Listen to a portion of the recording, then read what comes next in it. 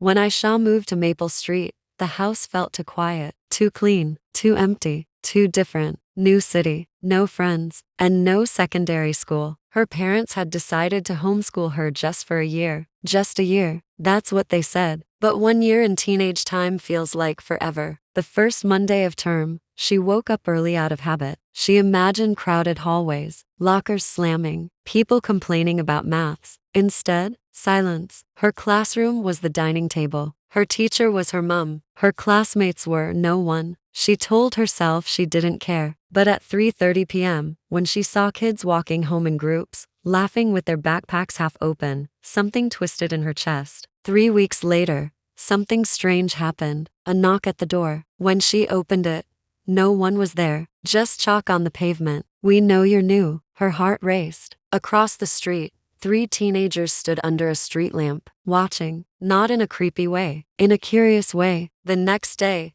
another message appeared. "You don't have to be alone." This time, there was an arrow pointing to the old park at the end of the road. Aisha almost didn't go. Almost. At 6 p.m., she walked to the park. There they were. No uniforms, no backpacks, just 3 strangers sitting on the swings. Kai, the sarcastic one who hated school rules. Maya, the quiet artist who noticed everything. Leo, the chaotic genius who talked too fast. They weren't from her school. They weren't from any school. They were homeschooled too. Maple Street wasn't quiet. It was full of kids who didn't fit into the usual system. Kids who studied at kitchen tables. Kids who learned from YouTube. Kids who felt invisible during the day. But at night, they met. At the park. On rooftops. In garages turned into mini science labs. They called themselves the 3:30 Club. Because 3:30 p.m. was when the world reminded them they were different. And they decided different didn't mean alone. Aisha started bringing her books to the park. Math turned into group challenges. History turned into debates. Science experiments exploded more than once. For the first time since moving,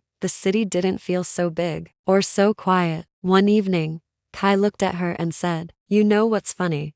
Everyone thinks we're missing out." Maya smiled. "They don't see this." Leo pointed at all of them. "We built our own version." Months later, when someone asked Aisha if she wished she went to secondary school instead, she thought about it. About lockers, about crowded corridors, about what she imagined she was missing. Then she looked at her friends, at chalk messages, at sunset, study sessions, at laughter echoing through the park, and she said, "No, I just found a different hallway."